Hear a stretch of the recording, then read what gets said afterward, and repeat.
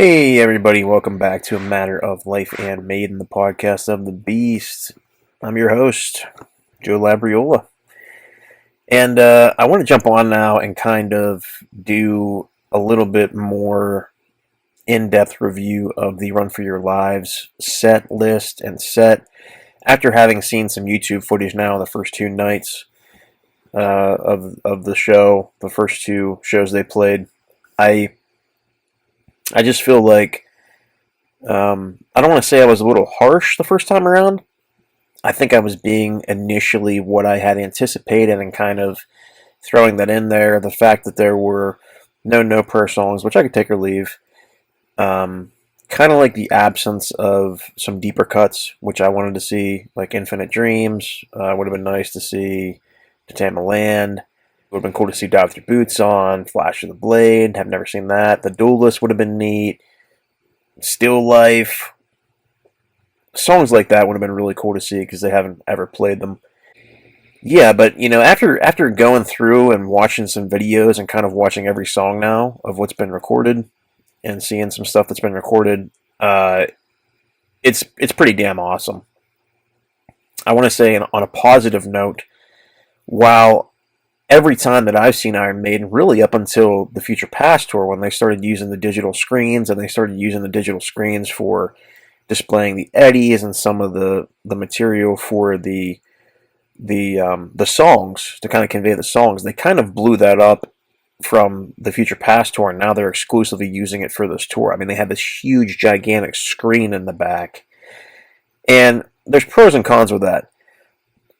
I've seen them 10 times, and 9 out of those 10 times, and even this 10th time that I saw them on the Future Past tour, the Future Past tour was unique in that it used a lot of digital effects, but it also had some more practical and realistic effects.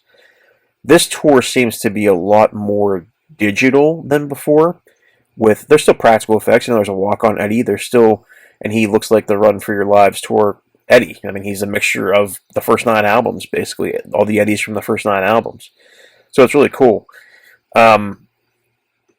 I will say the theatrical presence now from like the stuff where they're putting up like tapestries in the background and inflatables and actual mechanical eddies and things like that, which I absolutely love. That seems like it's a little bit less on this tour, but I do want to say it's a very cinematic tour.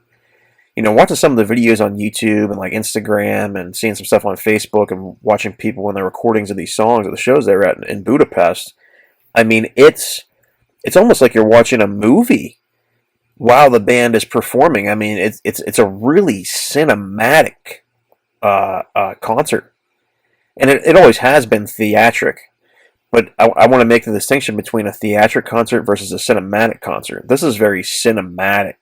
It's almost like you're watching a movie. Like I said, it's like you're watching a full-length feature film about Eddie and as he's going through all these different worlds. So in a way, it's kind of like they took the idea from the Future Past tour with the technology and the screens and the more digital approach and kind of combined it with the Legacy of the Beast tour where they did different realms and worlds like they had talked about. And I think now every song is its own unique world and realm.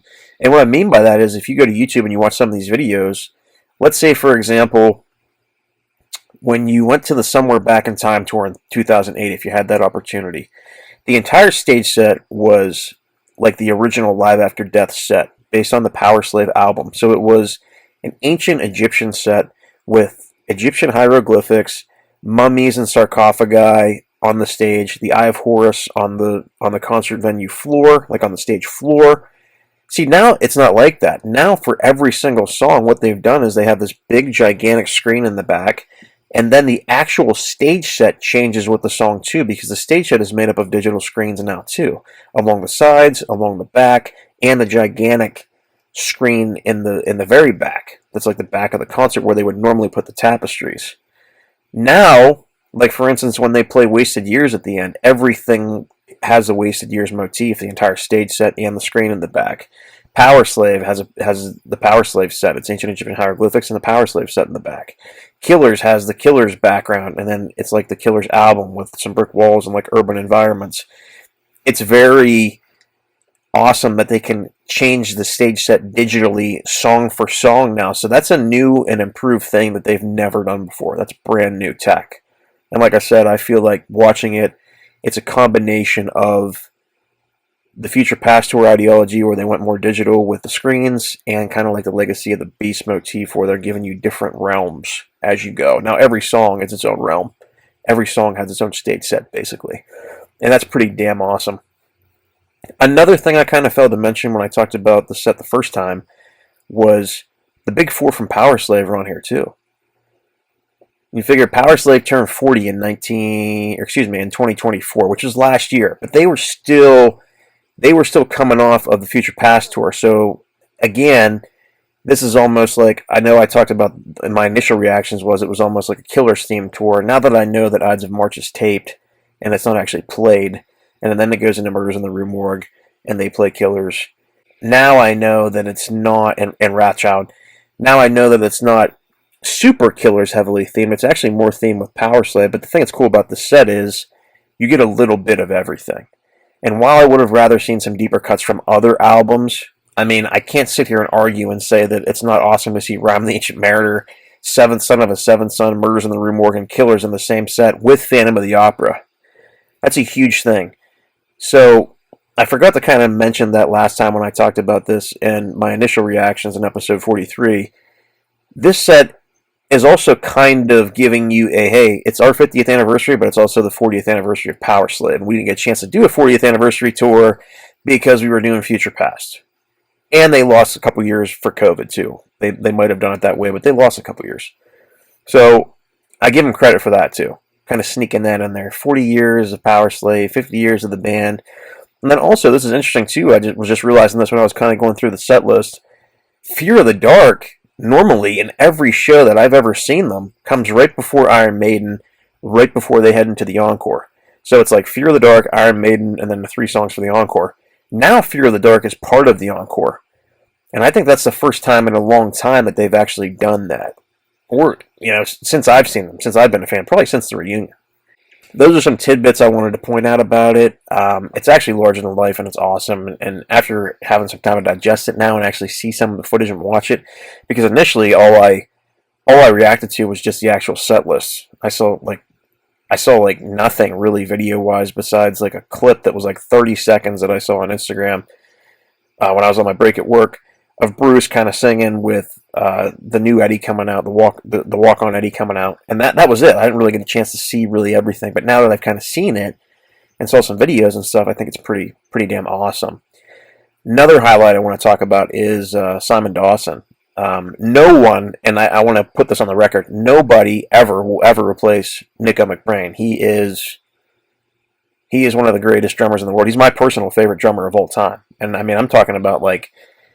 You make a list of rock and heavy metal drummers and drummers in general of all time, and I'm talking about some of the greats. I mean, like I'm talking about like John Bonham, I'm talking about Mike Mangini, Mike Portnoy, talking about Neil Peart, guys like that. Some of my most beloved influences of all time, and he's at the top of the list for me. All the guys in Maiden in their respective positions, whether they be singers, guitar players, the bassist, the drummer, they're at the top of the list. They're my favorite musicians of all time.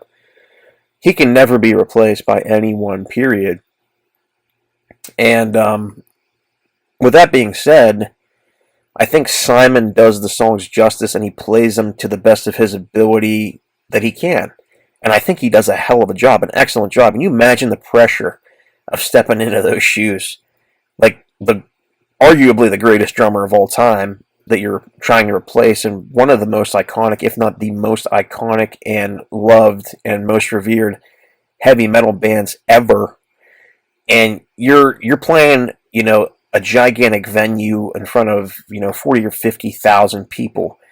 Not only are you just kind of stepping in to play those songs, I mean, the weight of that and the pressure of playing to that many people and those many fans, some of them new, some of them casual, but some of them hardcore too. I mean, those are some big shoes to fill. So my hat's off to him though. Watching the first 2 concerts now, like some of the stuff I've seen on YouTube, he sounds pretty damn good. And he really gels with the band. He fits in really, really well, and he has his own style. He's not Nico. He doesn't have a lot of the jazz flourishes or a lot of the same kind of fill types, that Nico has. Nico was like just more free. He played more free, more jazzy, a little more technical. I feel like Simon's a little bit more straightforward, kind of like a more like rock and roll drummer. But with that said, I don't think he sounds like Clive either. I think Clive had a different playing style too. He sounds like Simon Dawson playing an Iron Maiden, and he does really well. I mean, if you watch some of the videos, like when he's playing Rime the Ancient Mariner, like his drumming on that it's unbelievable. He does a really fantastic job. Is he Nico? No. Like I said, no one's ever gonna be Nico. Nico will always be the best at what he did, but Simon does a good job, and I think they picked a really good guy to fill in for live touring for the band, and I think he fits in exceptionally well. And I do want to say my kudos to him too, because if you look at his drum kit, it's just white shells, and then the bass drum has the Iron Maiden 50th anniversary or Iron Maiden 50 logo in it. And I think that's an homage to Nico too. He could have come out and been like, "Hey, I'm going to have all these different eddies and shit on my toms and all my shells," like Nico had over the various tours, really since the early 2000s. Since the reunion, he started doing that experimentation where he started painting the shells with different eddies and variations depending on the album, the tour, and everything, and all that. And Simon was like, "No, I'm not Nico, and that's not me, and I'm not gonna be decorative and stuff like Nico. That was him, and I'm gonna let him have that legacy." I miss seeing the different drum sets that Nico had because I thought they were all absolutely amazing, especially these last 20 years of touring. I miss the Sooty Puppet, but and I miss Nico. But it's nice to see that Simon does a really good job. And I will say this too: I think the Future Past tour and a lot of the tours that came before that too, really everything since the reunion, the technicality and the musicianship of those tours was so high, so high. I mean, look at Rock in Rio, look at Death on the Road, look at some of the songs from Matter of Life and Death, a lot of the songs from the Final Frontier when they played in Vivo, look at some of the songs from Book of Souls, look at the sheer just you have to have endurance and stamina to play. The Made in England tour in 2014, the Summer Back in Time tour in 2008, the Legacy of the Beast set with all those unique, complex songs. It was amazing. And the Future Past tour, arguably, I feel like the Future Past tour might be one of the most technically challenging shows that they've ever done in terms of like actual songs because of the progressiveness of it. And you had two really progressive albums, one from the 80s with Somewhere in Time, and then Senjutsu, which is a really technically demanding album. There's a lot of technical songs in that record. That's why I love it. But man, that's a tough show. And you have Nico, who literally had a stroke. Half of his body was paralyzed. A couple months later, he recovers pretty well, and he plays that entire tour for 2 years. I mean, that's a testament to the man and his resolve. I mean, he's absolutely phenomenal, and I love him and I miss him. All the guys sound amazing. Adrian brings out the Lato Earth guitar that he played from Live After Death, which I watched some of the videos, and I was like, holy shit, he hasn't played that since '85? And when I first saw the Live After Death concert, when it came out on DVD in like 2008, I was like, that guitar is amazing. I want that guitar. And the fact that he's busting it out for this tour is awesome. He's my favorite guitarist in the band. His solo work in this is absolutely amazing. It's phenomenal. Davey always rips solos. He sounds amazing on Phantom of the Opera. His Power Slave solo is mind-blowing. Watching some of these Hallowed Be Thy Name solos from the two shows so far has been absolutely amazing. Yan has some really cool highlights in this. I will say Yan kind of takes a back seat on this one. He doesn't really have a lot of solos in this. Very much at all. I think Adrian and Davey are like soaring, and obviously for me, it's Adrian's a little bit. I mean, Adrian's solos in this are absolutely amazing, and I guess the same can be said when I saw them last year for the Future Past tour, and they were playing a lot of stuff Somewhere in Time, and even Senjutsu. Like Adrian's just stepping up, like he's ripping solos, and then Davey's just always there with that just clean, polishing, absolutely phenomenal solo. And then obviously Steve with his 1-2 punches and the way he plays bass is just absolutely phenomenal. Again, top of the conversation, my favorite bassist of all time, Steve Harris. I kind of wanted to touch on those points and just say, initially when I first saw the set, I was kind of like, yeah, I wish there was different stuff on here, but I get it. I think looking at it now, if you're looking at a history tour, you have to kind of keep in mind that it's a 50th anniversary tour. It is a history tour. They're going to play a lot of short rockers. And to be honest, the set isn't quite as demanding, like I said, as some of those other other tours that I mentioned. There are some demanding moments in it and some demanding parts. Like, Round the Ancient Mariner is no easy song to play. Seven Sun's not really that easy. Outside of those two, though, and I'll even throw in Phantom of the Opera. It can be a little technical. Outside of those three songs, though, I feel like the set, for the most part, is pretty straightforward, and it's not as demanding as some of the tours and the set lists they've done in recent memory. I.e., really, somewhere back in time, pretty demanding.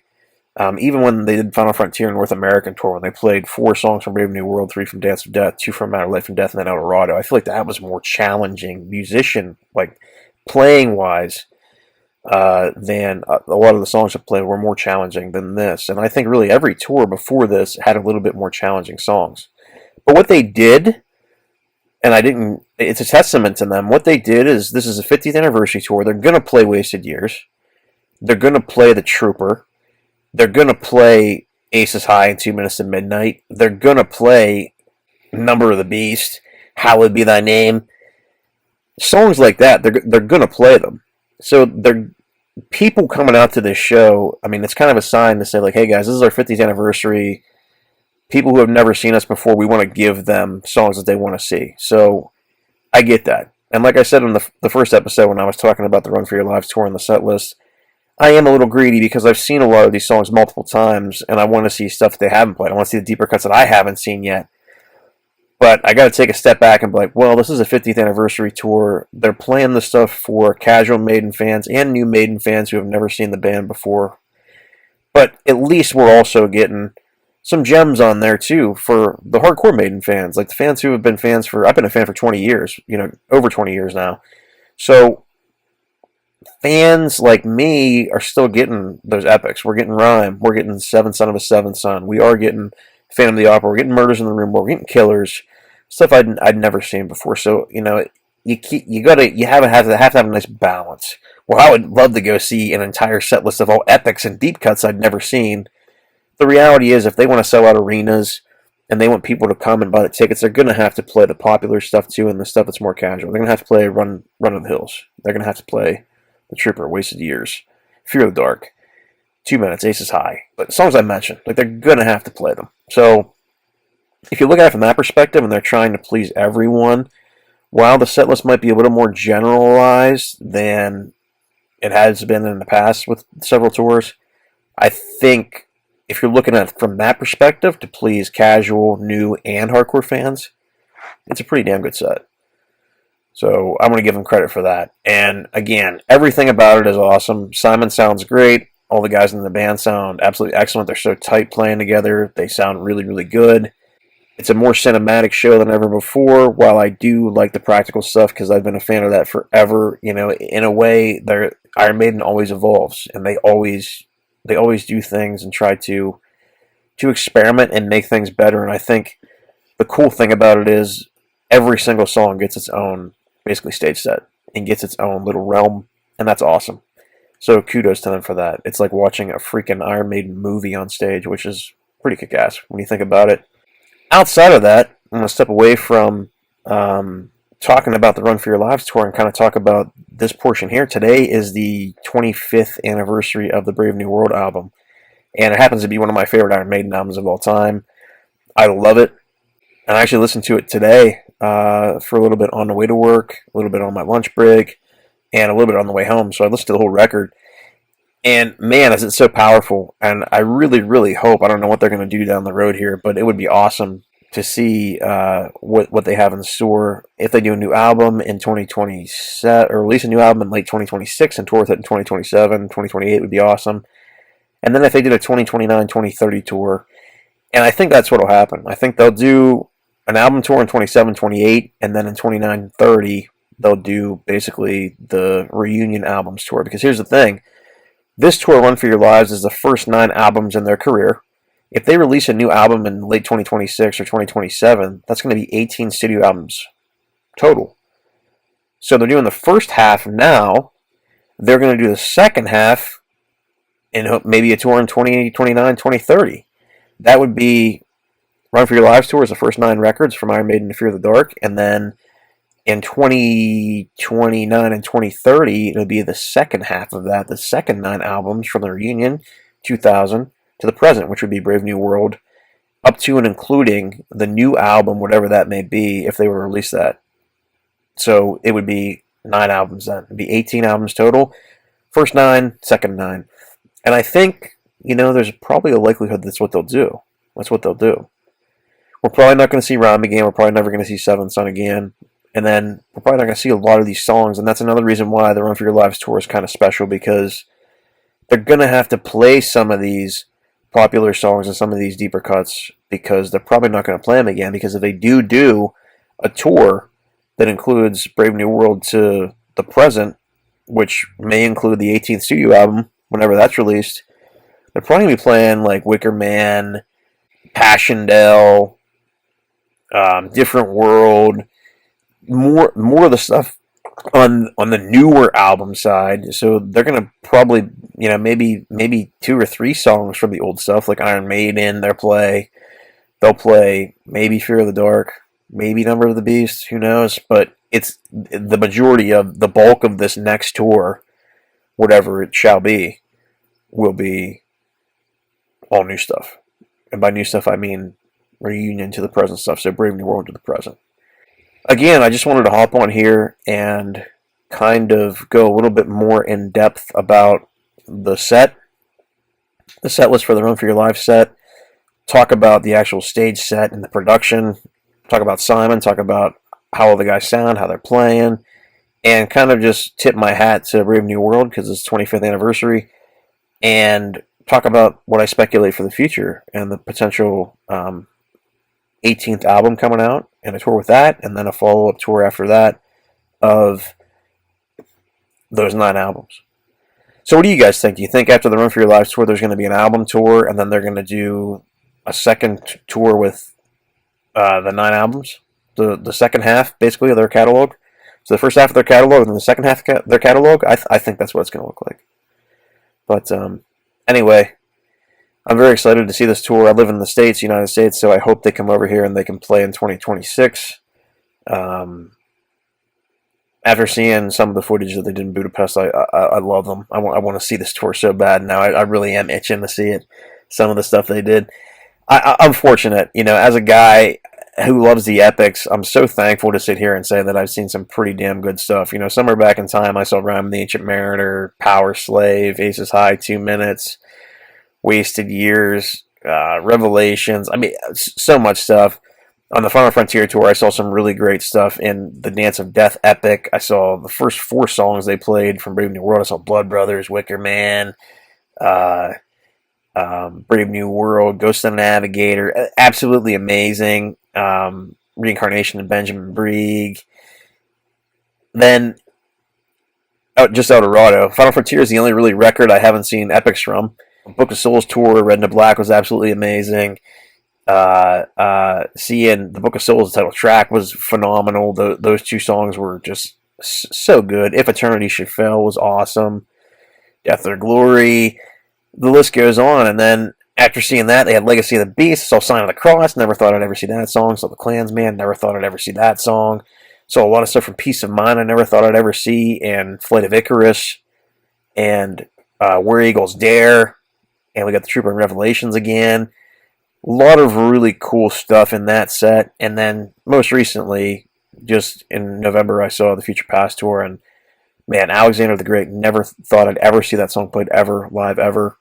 Caught Somewhere in Time, Stranger in a Strange Land. Those are the ones I really, really wanted to see. I've seen Wasted Years. I've seen Heaven Can Wait. But those 3 were amazing.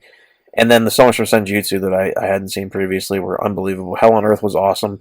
Death of the Celts was absolutely phenomenal. It was absolutely an amazing set. And now with this stuff, seeing this stuff come full circle, it's kind of like a really good collection of their history tours that they did. Like I mentioned before, Somewhere Back in Time, Maiden England, and some of the earlier stuff they did with Eddie Rips Up the World and Give Me Head Till I'm Dead. Not quite as in depth as those because there's a lot of peace of mind songs and stuff on those. But for the early stuff like Killers, Iron Maiden, it's a really nice mixture of songs. So I'm very fortunate to be a Maiden fan, and I really, really have been blessed to see them as many times as I have, and to see such a variety of songs. I've really seen an eclectic number of songs, so from their catalog, and I'm very fortunate. And again, while there might only be a couple songs from this set that I haven't seen, i.e., Murders in the Rue Morgue, Killers. I think that's pretty much it. I think I've seen everything else. I've seen every other song live, at least once or multiple times. But seeing Murders in the Rue Morgue and Killers will be absolutely phenomenal. Those are new for me, but everything else, seeing Rhyme again, Seven Son again, how can you complain about that? Like, it's amazing seeing Phantom again. I haven't seen those songs in a long time. I haven't seen Rhyme since 2008 when I saw him in Somewhere Back in Time tour. I haven't seen Seven Son since 2012. And that's the last time I saw Phantom of the Opera 2, 2012. They played it on the same tour, Made in England 2012. So it'll be amazing to see those songs after 13 years, 16 years for Rhyme. So, yeah, I mean, I can't complain. But anyway, if you get a chance to go out there and see Iron Maiden on this tour, the Run For Your Lives tour, make sure you get tickets. All my friends and my peeps and my buddies over there listening in Europe and in those other places around the world that aren't the States. I'm jealous right now, but I love you guys, and I want you to go out there and see them because you deserve to see them. If you haven't seen them, they're putting on a hell of a show for people.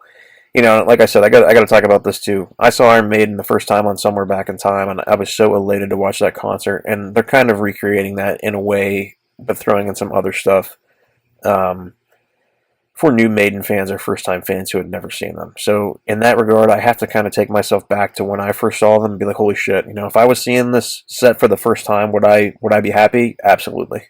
Absolutely. I'd be blown away. Remember, Maiden is life, the rest is history. Let me know what you guys think about my predictions for the future, what you think about the Run For Your Lives tour, what you think about the set list, all that good stuff. Make sure you subscribe. Tell your friends to subscribe. Tell your friends to follow us on Instagram. And like I said, talk about stuff in the comments. Post some things. Say what you like about it. Say what you dislike about it. More material to come down the line. Up the irons. Long live Eddie and the boys. Thanks for listening to A Matter of Life and Maiden, the podcast of the Beast. It's Joe Labriola. See you guys next time.